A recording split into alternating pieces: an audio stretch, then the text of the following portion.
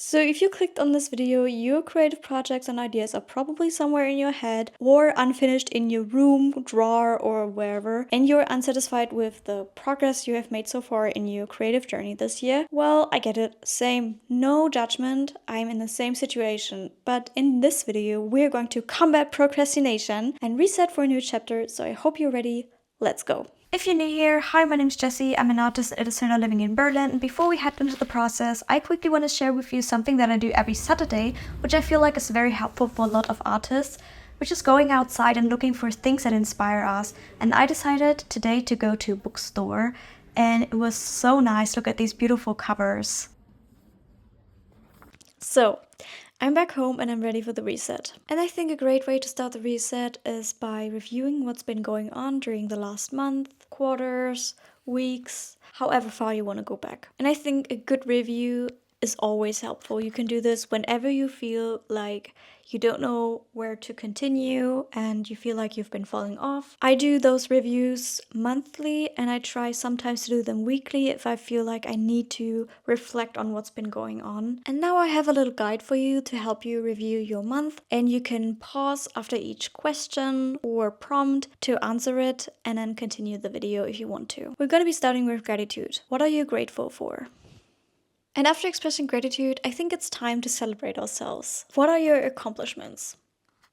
Another thing that I like to do is thinking about inspiration. What inspired you? Now let's talk about the things that caused you to fall behind on your creative journey. What is holding you back? And lastly, end on a positive note with growth. What can you improve?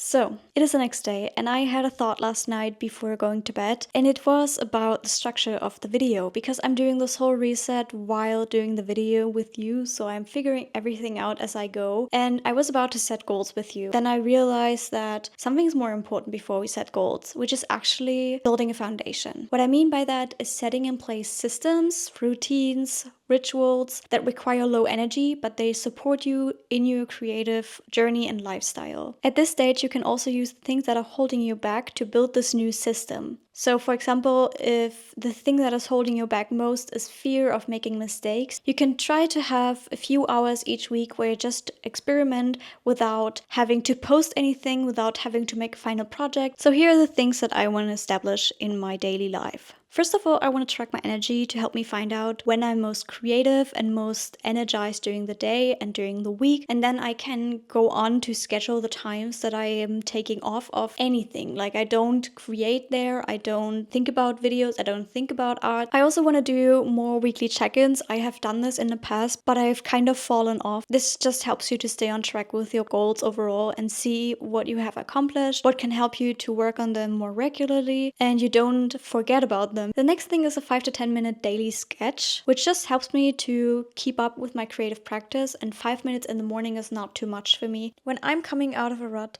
the goals that I set myself before then are probably way out of focus and I cannot really grasp them and understand why I set them the way that I did. And if you're feeling the same way, we're going to be doing a little exercise before we set any goals. And we're going to brain dump, basically. And I want to call this daydreaming in your journal. This exercise is for you to think about your goals and not about how you reach them. Because when I want to set goals, I usually think about how can I reach them, and then I get very anxious and not set big goals because then I'm like, oh, I don't know if I can reach them. But here I am telling you, you can daydream in your journal. So grab a notebook and a pen and jot down anything that comes to mind. If you want to, you can pause the video now, set a timer for 10 minutes and daydream in your journal. So now that we did this, I want you to settle on 3 main goals. The reason we're choosing only 3 is because anything more than that is probably too much. And I also want you to choose a time frame in which you want to accomplish these goals. So now you can go through the list that you did in your notebook. And if you wrote down things like, I want to be a full-time artist, don't be afraid to break this goal down and then choose something that you can achieve this month. So let's take this example that you wrote down, you want to be a full-time artist. What can you do in 1 month to get closer to this goal? You can, for example, work on a portfolio and create different styles to get closer to a artistic voice that you feel comfortable with. And I also want want you to think about how you frame those goals and how you write them, because I highly suggest that you write them down somewhere. Either you do it digitally, but make sure that you write them down, that you can look them up. If it helps you, you can also phrase these goals as SMART goals, which are specific, measurable, attainable, relevant, and timed.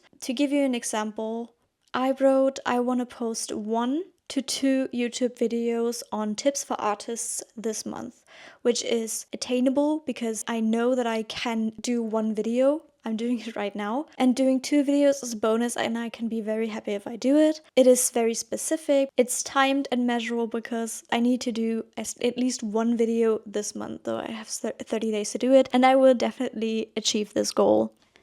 So now that you set your goals, what's the next step? This is actually not the end. We're going to break down the goals into action steps. This is great if you're like me, struggling with executive dysfunction, because then the goals are actually already broken down and you just have to go through the list of tasks and you can put one of those action steps each week from each of your 3 goals. If you're struggling to break down your goals, I can suggest to you the tool GoblinTools, which is amazing. By the way, this is not sponsored, but it is amazing at breaking down big tasks into smaller chunks. It also lets you choose how much you need the task broken down, and you can even get an estimated time on how long the whole task will take you, and I use it almost daily because it's honestly life-changing. One more thing that I can suggest to you is, after breaking down your goals into action steps, put 1 action step as your to-do for today. Do it right now. Do it as fast as possible, because then you actually take action on your goal right away and it makes you feel good and proud and like you can do it. It's very motivating, and if you can tick it off, it's the best feeling in the world. But action steps are not the only thing that will help us achieve our goals.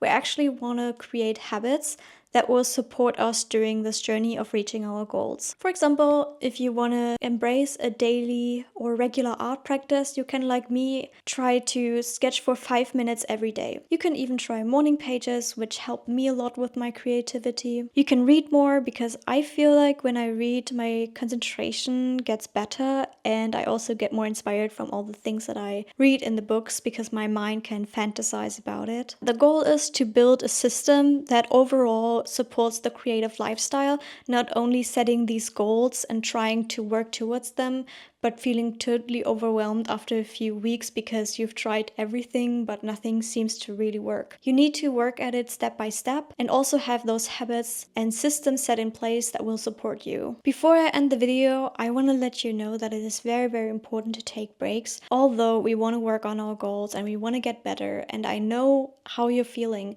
but taking breaks is more important than you think for your creativity, because if your mind gets no rest, the things that you will create are not as good as they would be if you would take enough breaks. Another thing that I can tell you is do what you want. What I mean by that is, if you're like me, an artist with a job that financially supports me, art doesn't have to pay my bills, so I can do what I want, but I've always tried to do the things that other people like in order for me to get clients and that stuff. But it really let my creativity down and I lost my artistic voice. So do what you want, explore your creativity, because you're an artist. So I hope after watching this video you have a clearer idea of where you want to go, you have a plan in mind, and if not, come back to this video and rewatch it, because you can never do enough resets, because it always helps us to get focused again on our goals. So what are you going to work on for the next month?